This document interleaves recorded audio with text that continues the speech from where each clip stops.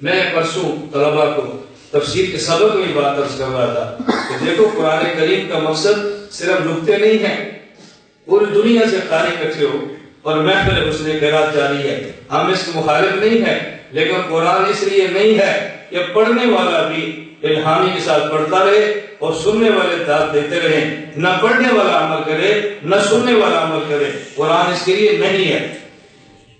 قرآن کس لیے آیا تھا کہ بندے کے دل میں اترے اور قرآن پر عمل کی توفیق ہو۔ تفسیر نکات بیان کرتے رہیں اور قرآن پر عمل نہ کریں، یہ تفسیر نکات بیان کرنے نہیں بچائیں گے، قرآن پر عمل کرنا خدا کے عذاب سے بچائے گا۔ خوبصورت آواز سے قرآن پڑھنا خدا کے عذاب سے نہیں بچاتا، قرآن پر عمل کرنا خدا کے عذاب سے بچاتا ہے۔ قرآن پڑھنے کی عادت ڈالیں، قرآن پڑھنے کی عادت ڈالیں۔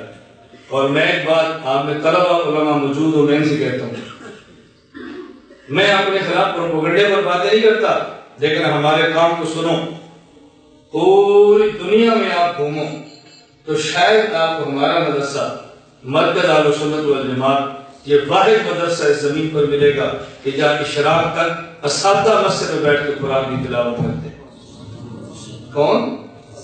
طلبہ کی بات نہیں کر رہا، طلبہ کے لیے قانون بن جاتے ہیں، بیچارے کہاں جائیں گے؟ کہاں جائیں گے طالب علم؟ اساتذہ ہمارے طلبہ تہجد میں اٹھتے ہیں، پہلا سبق فجر کی نماز سے پہلے پڑھتے ہیں، فجر کی نماز کے بعد سورہ یاسین پڑھتے ہیں، پھر سلسلہ چشتیہ کی تسبیحات کا ذکر کرتے ہیں، اور پھر اشراق تک قرآن کی تلاوت کرتے ہیں، اور اشراق پڑھ کے مسجد سے نکلتے ہیں۔ یہ طالب علم جب 10 سال ایسے گزارے گا نا، آپ بتاؤ 11ویں سال میں کیسا بنے گا؟